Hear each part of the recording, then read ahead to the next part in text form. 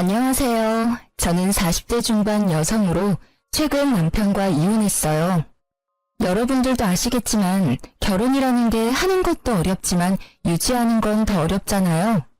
저 역시 결혼 생활 15년 동안 크고 작은 트러블이 있었는데 그래도 이제 중학생이 된 아들을 키우면서 남들도 다 이렇게 살겠지 하는 안일한 생각으로 그냥 하루하루 꾸역꾸역 살아왔던 것 같아요. 아무래도 결혼한 지 10년이 넘으면서 자연스레 남편이랑 사이의 애정은 사라졌지만 그래도 함께 산 정이라고 해야 할까요? 나 아니면 이 사람 누구랑 살겠어 하는 어리석은 생각도 괜히 했던 것 같네요.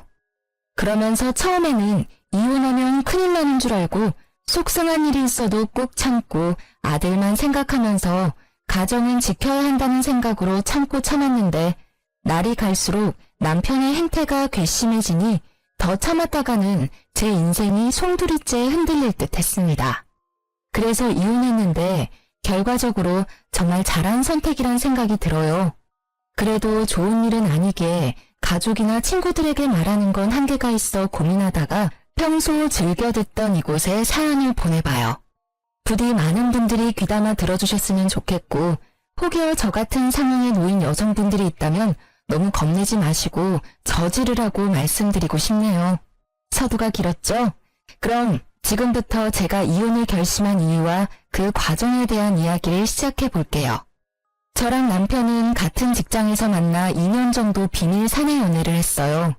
저는 남편보다 먼저 그 직장에 다녀서 횟수로 10년이 거의 다 되어가고 있었는데 경력직으로 새로 들어온 남편이 그때는 너무 젠틀하고 매너가 좋아 보여서 호감이 가더라고요. 그러던 찰나 남편도 제가 마음에 들었는지 회식 후에 둘이서 따로 술 한잔씩 하는 날이 늘었고 남편이 사귀자고 고백을 해서 사귀게 됐답니다. 그러다 언제까지 이렇게 비밀로 사귈 순 없다고 생각이 들었고 서로 나이도 찰 만큼 찼다고 생각해서 30대 초반에 결혼을 했어요. 남편이랑 결혼하고 나니 매일같이 일어나 출근하고 퇴근하면 또 만나서 같이 집으로 오는 생활이 되더라고요. 물론 처음에는 신혼의 콩깍지가 씌어서 너무 좋았어요. 매일 사랑하는 사람과 일상을 공유하고 서로 아는 사람들도 많이 겹치니 회사 일도 다 알고 자연스레 이야기할 것도 많잖아요. 그런데 그것도 잠깐이지. 사람이 오래 가려면 적당한 거리를 둬야 한다고 매일같이 남편이랑 일상을 공유하는 게 점점 답답해졌습니다. 굳이 비밀을 만들어야 하는 건 아니지만 서로 모르는 게 없이 다 알고 있으니까 이건 뭐 각자의 사생활이 전혀 없는 겁니다. 그래서 친구들이 남편이랑 한 회사 다니니까 좋겠다고 하면 그리 좋은 것만도 아니라고 말하고 다니던 때였어요. 그러다 제가 임신을 하게 됐는데요. 사실 저희는 서로 돈을 좀 모으고 자리를 잡은 뒤에 아기를 갖기로 했었는데 남편이 여행 가서 분위기 잡다가 계획보다 이르게 아기를 가지게 된 거였죠. 그렇다 보니 처음에는 너무 당황스러웠는데 그래도 우리가 엄마 아빠가 된다니 너무 설레고 떨려서 가슴이 벅차오르더라고요. 그래서 둘이서 정말 우리 아기 잘 키워보자고 다짐도 많이 했답니다. 다행스럽게도 회사 복지가 어느 정도 잘 되어 있어서 저도 아기 낳고 육아휴직도 최대한 쓸 수 있었고 평소 제가 오래 다닌 사원이다 보니 여러 가지 단축근무 등 임산부 시절에 쓸 수 있는 법적인 것들도 다 지켜주셨어요.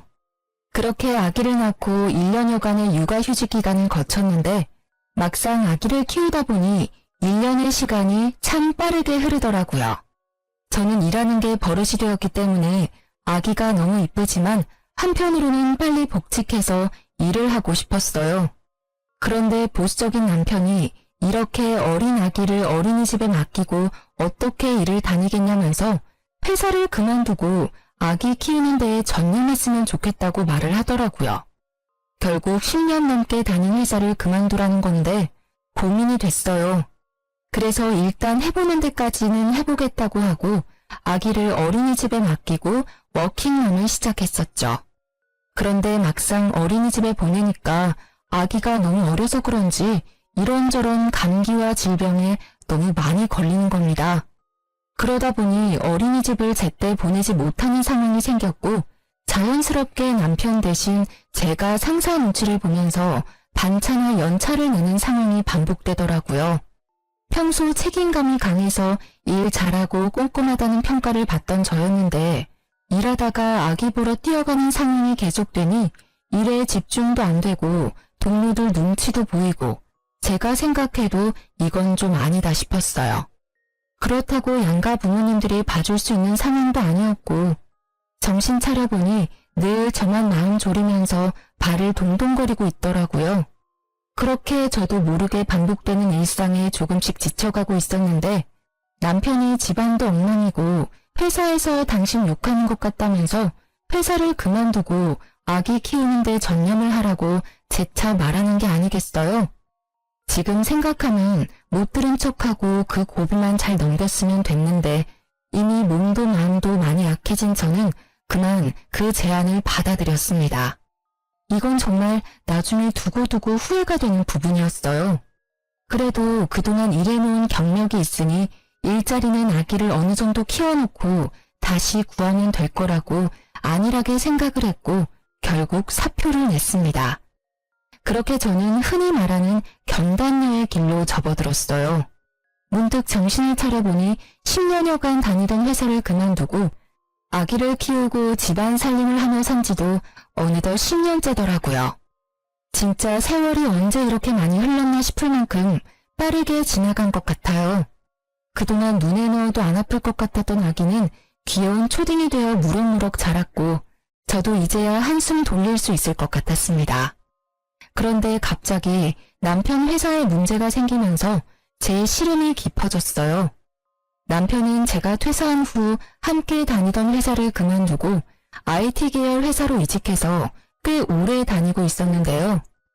아무래도 이쪽 계열은 머리 회전이 빨라야 하기 때문인지 나이가 들수록 더 많은 노력을 해야 한다고 하더라고요. 남편도 마찬가지여서 점점 젊은 직원들은 치고 올라오는데 본인은 젊을 때 감각이 안 나오니까 성과는 없지 상사 눈치 보랴 밑에 직원들 눈치 보랴 회사에서 매일 어려움을 겪는 것 같았습니다. 이맘때쯤 항상 술에 취해 들어와서 아이랑 저랑 자고 있으면 굳이 깨워서 아빠는 힘들게 일하고 왔는데 편하게 자고 있느냐면서 술주정을 부리는데 진짜 미치겠더라고요. 평소에도 사실 친구들 중에서 자기만 외벌이라고 장난식으로 투덜투덜 댔었는데 이게 장난 반 진심 반이었는지 계속 승진 심사에서 누락되고 좌천이 되면서 월급까지 깎이니 그 스트레스를 저에게 푸는 겁니다. 가계부를 쓰라는 둥, 씀씀이가 왜 이렇게 해프냐는 둥. 외벌이 월급이 뻔해서 아끼고 살아온 저였는데 이렇게 제 전업주부 생활을 후려치니 너무 짜증나더라고요. 뭐야, 못 보던 건데 또 옷 샀어? 남편은 매일 회사에서 젊은 애들 눈치 보느라 진이 빠지는데 와이프는 집에서 탱자탱자 놀면서 돈 쓸 국민아 하냐? 무슨 소리 하는 거야. 이거 원래 있던 옷이야. 전에 백화점에서 당신이 좋다고 사준 거잖아. 기억 안 나? 그리고 내가 무슨 집에서 탱자탱자 논다고 그래? 당신이 청소를 해, 빨래를 해, 요리를 해. 나 없으면 여기 마구간이야. 당신 일하느라 힘든 건 아는데 그렇다고 그걸 나한테 풀면 안 되는 거 아니야? 아, 됐어. 집에서 노는 네가 뭘 알겠어. 내가 얼마나 힘들게 돈 벌어오는지 가장의 무게를 이해하겠냐고. 웃기지 마. 내가 왜 이해를 못해? 나도 회사 다닐 만큼 다녀봤어. 당신도 알잖아. 처음 우리 회사 와서 힘들다고 징징거리는 당신 내가 뒤에서 얼마나 챙겨줬는데. 배은망덕도 유분수지? 그게 언제적 일인데 얼마나 할 말이 없으면 그걸 끄집어내냐? 장도 마트 가서 직접 봐오면 되지 맨날 택배 시켜서 이거 택배비 다 돈 나가는 거 아니야. 사람이 왜 이렇게 씀씀이가 해퍼? 그리고 여기 빈방에 전기는 왜 안 꺼? 전기세가 한두 푼이야? 뭐라는 거야. 일주일에 딱 2번 장 보는데. 그것도 무료 배송이야. 심지어 다 당신 먹고 쓰고 필요한 것만 골라서 사는 건데 그거 가지고 그렇게 못 잡아먹어서 안달이니? 내가 얼마나 알뜰하게 사는데 나한테 쓰는 돈 하나도 없어. 요즘 이렇게 사는 아줌마 한 명도 없어. 이거 왜 이래? 그리고 그 방의 전기는 당신이 나오면서 안 끈 거잖아. 따박따박 말대꾸 좀 하지 마. 머리 아프니까 앞으로는 가계부를 써. 그거 보고 당신이 알뜰한지 씀씀이가 해픈지 내가 판단할 테니까. 무슨 여자가 가계부도 안 쓰고 살림을 한다고?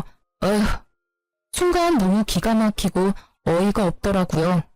말문이 턱 막혀서 아무 말 없이 남편을 노려보고 있으니 남편이 잘하라고 제 어깨를 툭 치면서 출근을 하는데 진짜 아들만 아니었으면 머리를 한 대 쳤을 겁니다. 초등학교 6학년 아들이 아빠 왜 저러냐면서 엄마 마음에 담아두지 말라고 다정하게 위로해주는데 순간 훌쩍 큰 아들이 대견하면서도 남편 놈에게 당할 수모가 잊혀지질 않아 괴롭더라고요. 정말 남편 월급 쪼개고 쪼개서 살림을 하고 아이 학원도 보내고 또 회사 다니면 항상 깔끔해야 한다고 생각을 하는 터라 돈 없어도 모아둔 돈으로 제 옷은 못 사도 철마다 남편 옷은 새로 사서 입혀보내고 그랬거든요.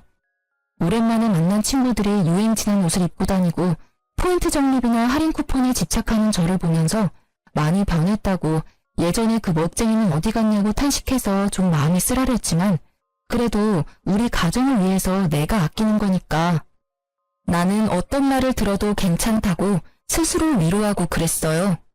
그런데 이런 제 노력은 하나도 알아주지 않고 혼자 돈 번다고 유세를 떠는 남편을 보니까 일하느라 힘들어서 그렇다고 이해하고 넘어가기에는 저도 사람인지라 너무 짜증나고 화가 나더라고요. 그래서 너무 기분이 나빠서 재취업을 하려고 알아보기 시작했습니다. 아이도 많이 컸고 남편 회사 일이 그렇게 안 풀린다는데 저라고 언제까지 집에 있을 생각은 없었거든요. 그런데 사람 일이라는 게 뭐든 제 마음대로 되는 건 아니잖아요. 예전에 다녔던 경력이 있으니까 웬만하면 다 될 줄 알고 여기저기 이력서를 냈는데 조건이 좋은 곳은 전부 제 나이와 오랜 경단 기간을 아쉬워하며 탈락을 통보했어요. 그래서 눈높이를 낮춰서 작은 회사에도 이력서를 냈는데 서류는 붙어도 이상하게 면접에서 떨어지기 일쑤더라고요. 한창 회사 다닐 때는 정말 자신감 있고 적극적인 성격이었는데 저도 모르는 사이 10년 넘게 살림만 하면서 주눅이 들었나 봐요. 그렇게 자꾸 떨어지다 보니 가뜩이나 떨어진 자존감이 아주 땅을 지나 지하 수백 미터로 쿵 처박혔습니다. 정말 내가 왜 이렇게 됐지? 옛날에 당당하게 회사 다니면서 동료들이랑 주고받던 대화도 그립고 작지만 소중했던 월급도 그립고 제가 전업주부로 살아왔던 날들이 모두 후회스러운 건 아니지만 되돌릴 수 있다면 회사를 그냥 다녔을 것 같다는 생각이 들더라고요.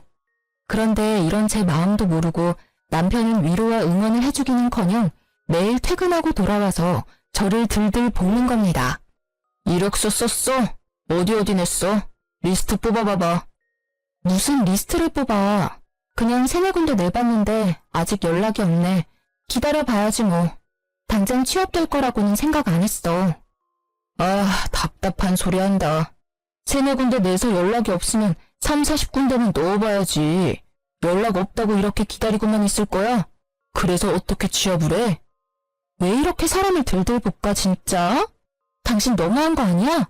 나도 취업 잘 안 돼서 우울하고 힘들어. 근데 더 힘든 건 뭔지 알아? 남편이란 사람이 이렇게 나를 업신여기는 거야. 마음 약한 소리 좀 그만해. 언제까지 그렇게 온실 속 화초처럼 살 거야? 밖은 야생이야 야생. 내가 당신 잘 되라고 그러는 거지 못 되라고 그러는 거야? 충고해주는 거 잘 들어야 회사 생활도 잘하지. 그래서 뭐 어떤 충고를 해줄 건데? 이런데 알아봤어? 내가 지나가다 보니까 일자리 박람회가 많더라고. 구청이나 시청에서 당신처럼 취업 못하는 사람들 집에서 놀지 말고 일하라고 이렇게 많이 정보를 주는데 이런 거 하나도 안 알아봤지? 나처럼 세세하게 알아봐주는 남편 있는 줄 알아? 고맙게 생각해. 이건 노인 일자리 박람회잖아. 내가 노인이야? 이게 세세하게 알아봐주는 거야? 됐어. 내가 알아서 해. 남편이 저에게 알아봤다며 건네준 팜플렛은 시니어 일자리 박람회였어요. 일하고 싶은 욕구는 있지만 일자리 찾기가 어려운 어르신분들을 위해 공공근로나 호텔 청소 같은 일자리를 알아봐주는 거 그거요. 근데 제 나이가 이제 40대 중반인데 제가 시니어는 아니잖아요? 그냥 남편은 제 입장에서 제 경력, 제가 하고자 하는 일, 적성 이런 것 따위는 안중에도 없고 나 혼자 돈 벌기 힘드니까 아무 일이나 대충 해서 그냥 돈 벌어와라 이런 마인드인 게 너무 열받더라고요. 그래도 시간은 흘러서 아이가 중학교에 입학하게 됐습니다. 남편 수입은 확 줄어들었는데 중학교에 입학한 아이, 사교육비는 더 늘어나면서 감당이 안 되더라고요. 줄이고 줄였지만 학원비가 이렇게 센 줄 몰랐어요. 그렇다고 안 보내자니 요즘은 친구도 학원에서 사귄다는데 이제 막 학교에 적응하는 아들을 생각하니 차마 못 끊겠더라고요. 그래서 결국 생활비를 아끼려고 있던 집을 전세주고 좀 더 작은 집으로 옮겨가기로 했습니다. 그런데 남편은 그동안 왜 이렇게 돈을 못 모았냐면서 내가 벌어다 준 돈을 다 어디에 썼냐고 화를 내는 겁니다. 진짜 이렇게 가세가 기운 게 전부 제 탓이라고 하는데 사실 그동안 보너스나 성과금 많이 받을 때에도 남편이 저에게 갖다 준 건 일도 없었거든요. 저는 오로지 남편 월급에서 생활비로 주는 돈만 갖고 여기저기 알뜰하게 쪼개 사용을 해왔는데 이런 식으로 저를 몰아가니 진짜 어이가 없었어요. 그래도 어쩌겠습니까? 이때는 당장 이혼할 것도 아니고 진짜 쫌생이다 생각하면서 뒤로 욕하고 말았어요. 그런데 남편이 구멍난 생활비를 신우에게 말했고 겨우 돈을 빌렸다면서 앞으로 살림을 알뜰하게 잘하겠다는 내용의 각서를 자기 앞으로 쓰라고 헛소리를 시전하더라고요. 진짜 시간이 지난 지금 생각해도 이때를 떠올리면 피가 거꾸로 솟고 가슴이 터질 것 같은데요. 더 짜증나는 건 사춘기인 아들이 남편 말을 듣고 열받아서 자기 방에 쾅 문을 닫고 들어가는 거예요. 한창 예민한 시기 아들인데 이렇게 아빠가 엄마를 무시하고 집안 분위기를 흐트리니까 얼마나 싫겠어요. 저뿐만 아니라 아들까지 남편 놈 때문에 영향을 받는다고 생각을 하니까 진짜 이렇게 살아야 하나 싶더라고요. 그래서 오랜만에 만난 친구에게 하소연을 좀 했습니다. 여태까지는 제가 제 얼굴에 침 뱉기 같아서 남편 욕을 거의 안 했는데 거의 2시간 가까이 그간 있었던 일들에 대해 말하고 울분을 터뜨리니까 친구가 이렇게 심각했었냐고 그렇게 어떻게 사냐고 저를 위로해 주더라고요. 이 친구는 저와 달리 결혼하지 않고 혼자 사는 골드미스였는데 마케팅 회사를 다니며 승승장구해서 부장까지 달고 돈도 많이 벌더라고요. 다른 회사지만 저랑 비슷한 시기에 입사해서 신입 시절, 대리 시절 다 거쳤는데 저도 결혼하지 말고 그냥 회사나 열심히 다닐 걸 후회가 됐어요. 그래서 앞으로 어떻게 살아야 할지 모르겠다고 하니 친구가 너무 안타까워하면서 요즘은 회사 말고 창업을 하는 사람도 많다고 조심스레 말을 하는 겁니다. 그동안 회사 취업만 생각했지 창업은 정말 아이디어나 재주가 특출난 사람만 하는 거라고 생각했거든요. 그래서 아예 배제하고 있었는데 친구가 대뜸 제가 만든 홈 베이킹 쿠키를 팔아보라는 거예요. 사실 제가 전업생활을 오래 하면서 아이가 어릴 때는 시간이 없었지만 유치원 다니고 할 때부터는 휴식 시간이 좀 생기더라고요. 그래서 평소에 관심 있었던 홈 베이킹 쿠키를 취미로 하려고 꾸준히 배우고 만들어 왔었거든요. 평소에 제가 먹거나 아이랑 남편 챙겨주고 나서 남은 것들은 예쁘게 포장해서 친구들 선물로 주고 이웃들에게도 나눠주고 시댁이랑 친정에도 보내는 등 다양하게 활용을 했었어요.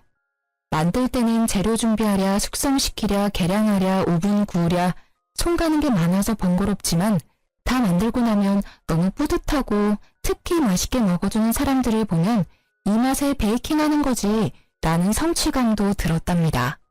워낙 아가씨 때부터 베이커리 카페 다니는 걸 좋아해서 보는 눈이 생겼는지 받는 사람들이 전부 너무 이쁘고 맛있다면서 이런 거 하나 차려서 하라고 말은 했었거든요. 그냥 인사치레로 하는 말이겠거니 생각했는데 친구가 그게 아니라 진짜 자기가 생각했을 때 괜찮은 것 같다면서 SNS에서 유명한 쇼핑몰들을 보여줬습니다. 살펴보니 조금 손이 많이 가기는 하지만 그 정도는 다 제가 할 수 있을 듯 했습니다. 보다 보니 이렇게 하면 더 예쁘고 맛있겠는데 하는 아이디어도 마구 떠올라서 친구에게 말했더니 대박이라며 맞장구 쳐주더라고요. 그래서 고민 끝에 SNS에 밝은 친구 도움을 받아서 비즈니스 계정을 만들고 나름대로 상호와 메뉴까지 정해 두근거리는 마음으로 쇼핑몰을 열게 됐어요. 처음 일주일은 문의조차 오지 않더라고요. 그러다 첫 게시 손님을 받았는데 반응이 꽤 괜찮았어요. 덕분에 용기를 얻었고 점점 찾아주는 손님들이 많아지더니 마케팅하는 친구의 도움으로 각종 이벤트와 체험단까지 운영하면서 생각보다 더 대박을 쳐서 돈을 쏠쏠하게 벌게 됐습니다. 저는 그냥 남편 눈치 보지 않고 쓸 수 있는 제 용돈 정도만 생각했는데 웬걸? 쪼들렸던 아이 사교육비도 낼 수 있겠더라고요. 이때부터는 재료 사고 포장하고 발송하는 값에 제 인건비까지 더해도 훨씬 많이 남는 장사라 진짜 이 맛에 창업하나 보다 했습니다. 오히려 SNS로 시작하니까 월세도 나가지 않고 마진이 좋더라고요. 그래서 주문이 밀려도 힘든 줄도 모르고 밤을 새가면서 물량을 맞추고 손님들 리뷰에 답까지 달아주면서 열심히 했어요. 정말 오랜만에 집에서 살림만 하던 제가 열정을 가지고 저만의 일을 시작한 거라 너무 즐겁고 행복했습니다. 진짜 돈이 문제가 아니라 무너진 제 자존감이 다시 세워지는 기분이 들어서 정말 좋더라고요. 저를 도와준 친구도 너무 잘 됐다면서 얼굴이 너무 좋아졌다면서 절대 그만두지 말라고 용기를 주더라고요. 까탈스러운 사춘기 아들 녀석도 제가 밤새 일하는 걸 보면서 힘들면 하지 말라더니 제가 너무 행복해하니까 엄마가 좋으면 자기도 좋다고 저를 꼭 안아주는 게 아니겠어요. 하지만 양치가 있으면 음지도 있는 법이죠. 정말 아이러니하게도 그렇게 일하라고 떠밀던 저희 남편은 제가 일하는 걸 탐탁치 않게 여기더라고요. 요즘 저녁이 아주 맨날 배달이네. 돈이 남아 도나 봐. 요즘 단체 주문이 좀 들어와서 밥할 시간이 없어서 그래. 이번 주만 넘어가면 괜찮을 거니까 내가 그때 맛있는 거 해줄게. 당신이 돈을 벌면 얼마나 번다고 밥할 시간이 없대. 그래봤자 푼돈이잖아. 누가 보면 돈 꽤나 버는 줄 알겠다. 무슨 말을 그렇게 해? 당신이 관심 없으니 몰라서 그렇지. 나 꽤 벌어. 내가 요즘 당신한테 애 학원비 밀렸으니까 붙여달라고 하는 거 봤어? 다 내가 내고 있어. 당신 입고 있는 그 와이셔츠랑 바지 그거 새 거잖아. 다 내 돈으로 사서 입혀주는 거야. 알고 말해. 됐어. 그냥 반죽 가지고 장난칠 시간에 근처 빵집이라도 취직해서 정상적으로 좀 살아. 이게 뭐야? 집꼬라지하고는. 뭐 인정합니다. 혼자 모든 걸 하니까 집안일이 어려워지긴 했어요. 그런데 누구나 처음에는 일과 생활을 조율하는데 적응하는 기간이 필요하잖아요. 진짜 갓 사업 시작해서 열심히 하려는 사람한테 초치는 것도 아니고 그렇게 일해서 돈 벌어 오라고 하더니 돈 번다고 하니까 집안일 열심히 하라는데 어이가 없었어요. 정말 나랑 한번 제대로 싸워보자는 건가 싶기도 하고 제가 뭘 해서 얼마나 버는지 관심은 1도 없으면서 반죽 가지고 장난치지 말고 빵집에라도 취직하라면서 정상 비정상 운운하는 남편을 보니 한심하더라고요. 그래도 남편은 늘 꽉 막힌 사람이었으니까 제 기준이 낮아서 그런지 몰라도 이때까진 그냥 참을만 했어요. 그런데 오랜만에 만난 가족 행사에서 시누이를 만났는데 남편 놈이 지 누나라고 제 이야기를 많이 했나 보더라고요.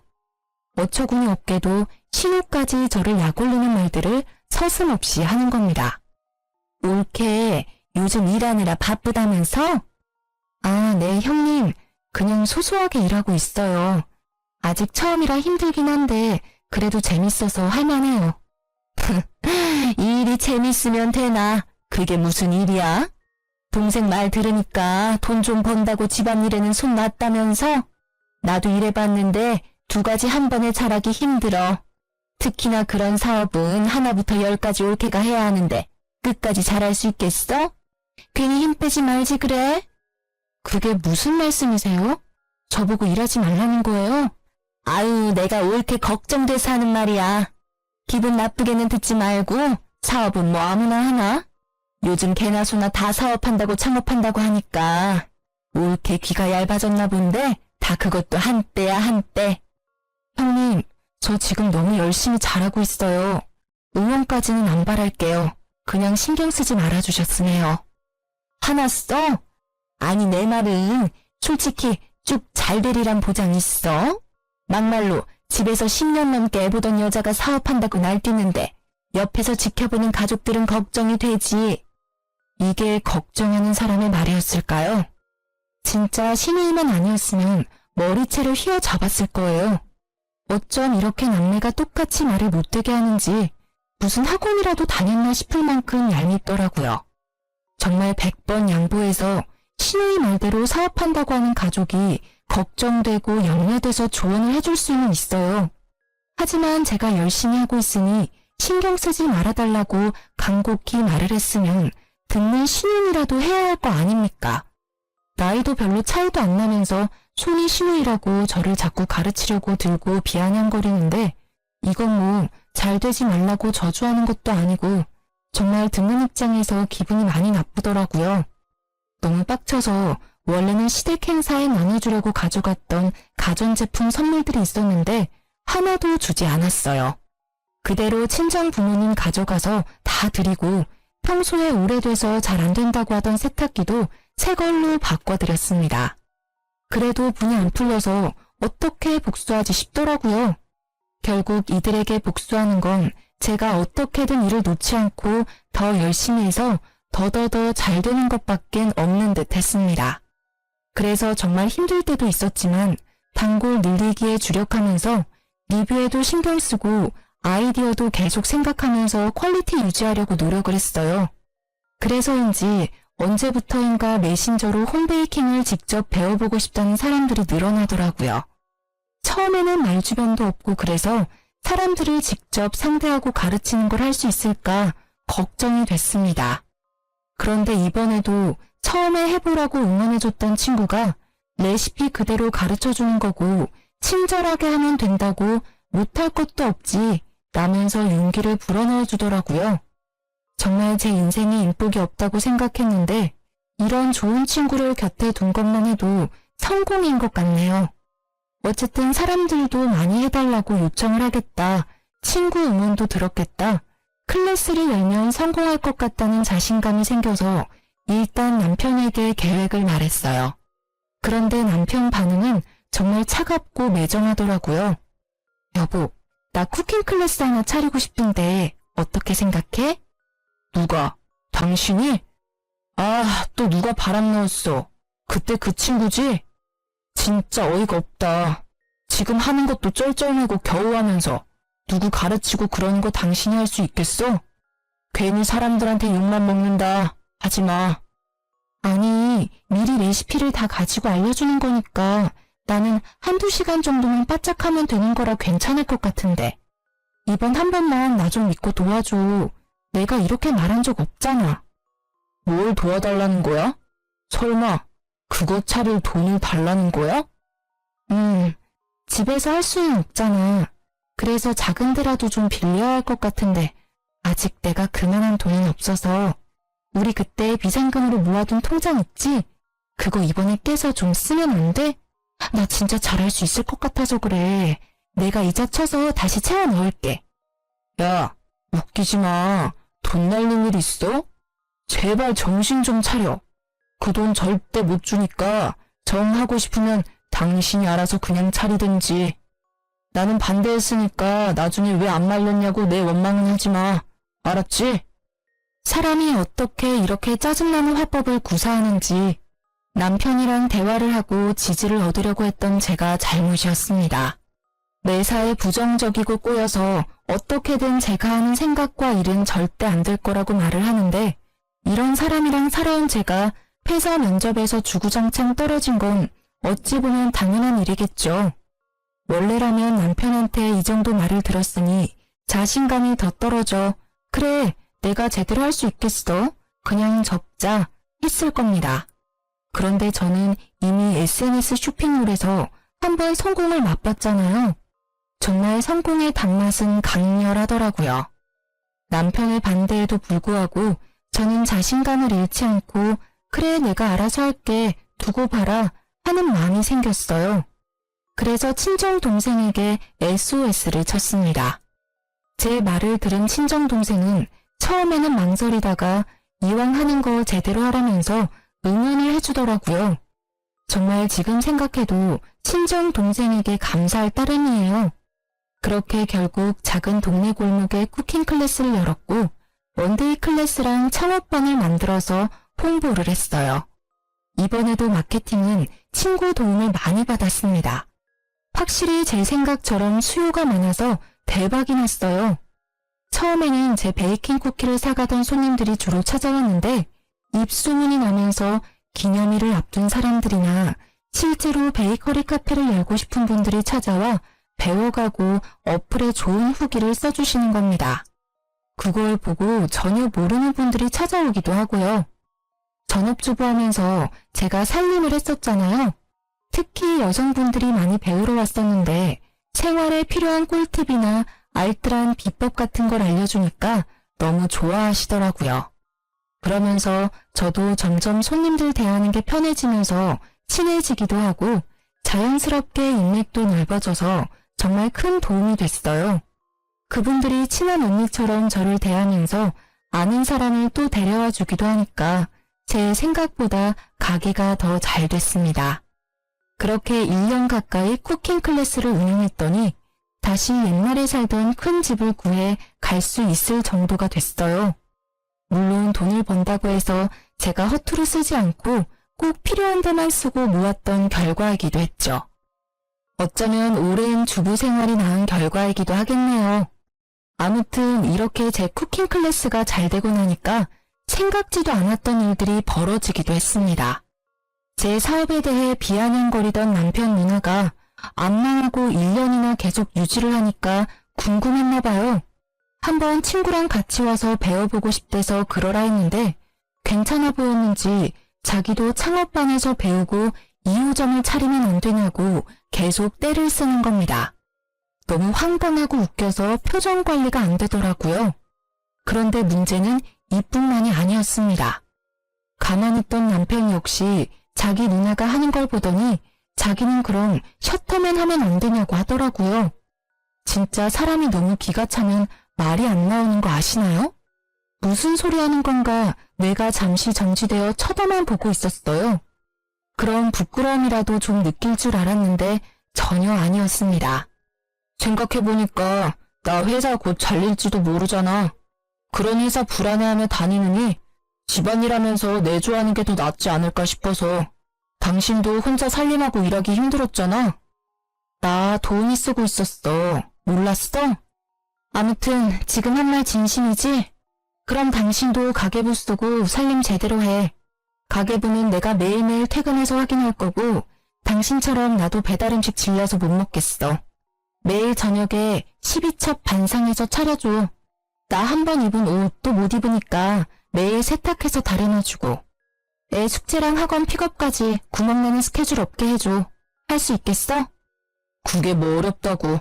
집에서 놀면서 다 할 수 있는 일이지. 할게. 콜. 너무나 뻔뻔하게 구는 남편을 보니 기가 막혔습니다. 자존심이고 뭐고 하나도 없는 사람처럼 굴더라고요. 정말 이게 내가 알던 그 남편이 맞나 싶고 한편으로는 어디 한번 너도 당해봐라 싶었습니다. 그래서 바로 카드를 던져주고 가계부 쓰면서 살림 제대로 하라고 으름장을 놨어요. 처음 1, 2주일은 제가 일하고 돌아오면 진짜 장 봐서 뭘 보고 했는지 정체모를 퓨전 요리들을 만들어 놓고 세탁방에 가서 옷도 세탁해서 오고 그러더라고요. 저는 집에 오면 진짜 손 하나 까딱 안 했습니다. 잘 됐다 싶어서 남편한테 다 시켜 먹었어요. 그리고 가계부 쓴 거 보자면서 아주 매일 저녁 쥐잡듯이 남편을 들들 볶았습니다. 남편이 저한테 했던 거 그대로 돌려준 거였는데요. 처음에는 툴툴거리던 남편도 자기가 여기서 성질내면 저한테 했던 일들이 잘못된 일이라는 걸 시인한다고 여겼는지 꾹 참고 괜찮다면서 이 정도야 뭐 하면서 저한테 모든 걸 맞춰주는 것 같더라고요. 그래서 뭐 살 때도 저한테 허락받고 사라고 더 압박했습니다. 욱하는 거 참는 남편 보는 게 너무 재밌더라고요. 이런 줄도 모르고 셔터맨 하겠다고 한 거냐면서 속으로 고소했어요. 그런데 이런 생활도 잠시뿐이었습니다. 제 앞에서 머리 조아리며 수긍하던 남편이 언제부터인가 살림을 제대로 하지 않고 밖으로 나가놀기 시작하는 겁니다. 자기는 할 만큼 했다면서 제가 돈을 그렇게 벌고 자기가 살림을 다 하는데 이 정도도 못 쓰냐면서 제가 준 카드로 옷이며 지갑을 사고 유흥비를 막 쓰더라고요. 대체 어디까지 가나 두고 보자 했더니 가계부도 없고 결국에는 제가 절대 쓰지 말고 비상금으로 두라고 했던 퇴직금으로 저 몰래 외제차까지 뽑아서 다니는 게 아니겠습니까? 진짜 신우의 말처럼 사업이라는 게 언제까지 잘 될지 모르잖아요. 그래서 남편 퇴직금은 아이를 위한 비상금으로 두고 싶었는데 저만 믿고 홀라당 그걸 써버렸으니 진짜 어이가 없었어요. 저는 전업주부에도 절대 이렇게 돈을 안 썼거든요. 그래서 더는 지켜보기 힘들어서 남편에게 각서를 쓰라고 했습니다. 당신 살림 시작하면서 뭐라고 했어? 어려운 일 아니라며 잘할 수 있다며. 그런데 하나도 제대로 하는 게 없고 이게 뭐야? 당신 예전에 나보고 살림 잘하겠다고 각서 쓰라고 했었지? 당신도 각서 써. 지금 당장. 아, 그만 좀 해. 자존심 상해서 진짜. 돈 번다고 유세 좀 부리지 말라고. 유세? 나는 당신한테 받은 그대로 해주는 거야. 그리고 내 돈 가지고 흥청망청 쓰는 사람한테 이 정도 요구도 못해? 당신이 잘했어봐. 내가 이러는지. 당장 카드 내놔. 당신은 내가 피땀 흘려 벌어온 돈 쓸 자격이 없으니까. 남편 지갑에서 카드를 빼내려고 하는데 필사적으로 막더라고요. 진짜 제가 무슨 큰아들을 키우는 것도 아니고 너무 어이가 없었어요. 한사코 말리는 남편을 피해 지갑에서 카드를 꺼냈고 눈앞에서 바로 가위로 서걱서걱 잘라버렸습니다. 그 모습을 바라보던 남편이 씩씩거리면서 각서 쓸 테니까 종이를 가져오라고 하더라고요. 바로 종이랑 펜이랑 인주도장까지 싹 다 갖다 줬습니다. 그리고 살림을 잘하겠습니다. 생활비를 아껴 쓰겠습니다. 아내에게 대들지 않겠습니다 등등 머릿속에 떠오르는 대로 불러줬고 몇 번 자존심 상했는지 멈칫멈칫하긴 했지만 남편도 불러주는 대로 곧잘 쓰더라고요. 저는 속으로 푹 웃으면서 그 모습을 동영상으로 찍었습니다. 남편은 열받아서 그런지 제가 찍는 모습도 모르는 것 같았어요. 오늘 날짜를 적고 인주의 도장까지 찍는 것까지 보고 바로 신우이에게 동영상을 전송했어요. 진짜 자기 동생이 당하는 이 순우를 보고 얄미운 신우이가 어떻게 반응할지 너무너무 기대가 되더라고요. 아니나 다를까 바로 전화가 바리바리 쏟아졌습니다. 여보세요? 네, 형님. 동영상 잘 보셨어요? 옳게. 아무리 그래도 남편인데 이게 뭐야? 너무한 거 아니야? 자기 아빠를 이렇게 개무시하는데 애가 뭘 보고 배우겠어? 형님, 오해하지 마세요. 이거 전부 다 예전에 애 아빠가 저한테 하라고 했던 거고요. 저 개무시하는 거 이미 애가 다 봐서 보고 배울 것도 없어요. 그건 그렇고 형님한테는 구두로 말할게요. 이호점 절대 못 차려드리니까 꿈도 꾸지 마세요. 뭐? 왜 말이 달라? 지금 그거 차리려고 우리 전세금도 뺐는데 이제 와서 그게 무슨 소리야?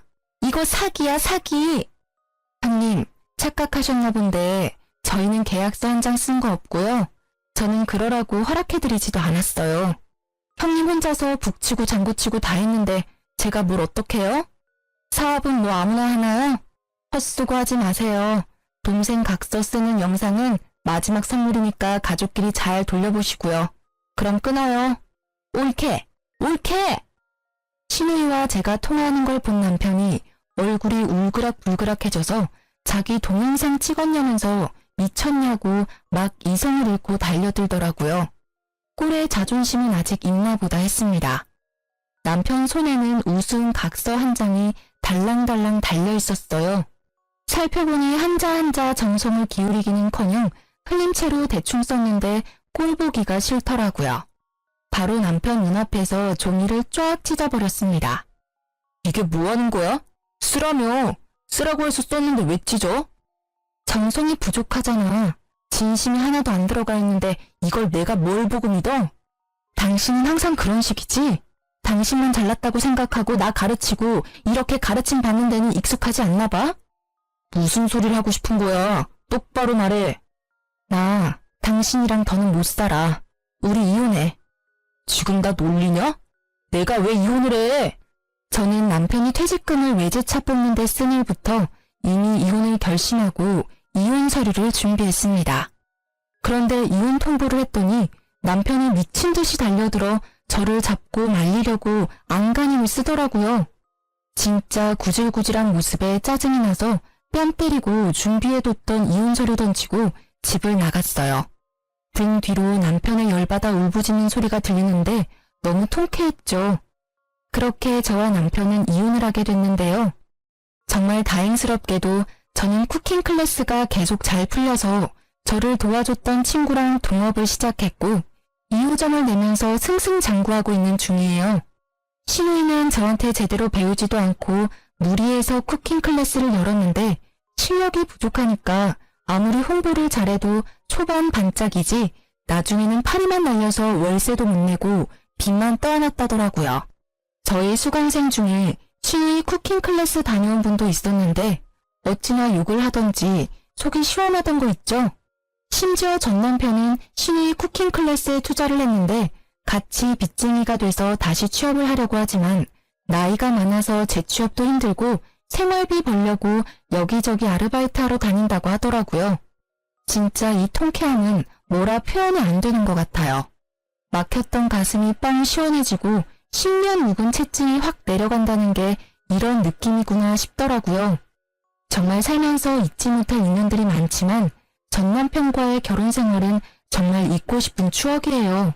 생각해보면 남편 말을 듣고 회사를 그만둔 것부터 꼬여버린 실타래가 아니었나 싶기도 한데요. 어쨌든 저는 제 전업주부 생활이 아쉽기는 하지만 사랑하는 아들을 건강하고 바르게 키워냈다는 것 하나는 정말 자부할 수 있는 업적이라고 생각한답니다. 사실 전업주부, 워킹맘 모두 가정을 위해 헌신하고 자기 자식을 사랑하는 건 마찬가지잖아요. 그런데 이런 노고를 몰라주고 깎아내리기 바쁜 남편은 도저히 참을 수 없는 치욕이었습니다. 이제라도 그 수치감에서 벗어나게 돼서 다행이고 앞으로는 정말 주체적으로 제 삶을 살아갈 거예요. 사랑하는 아들과 으쌰으쌰하면서 지내보겠습니다. 그럼 지금까지 제 이야기를 들어주셔서 감사해요. 여러분들도 더 밝은 내일을 사시길 바라겠습니다.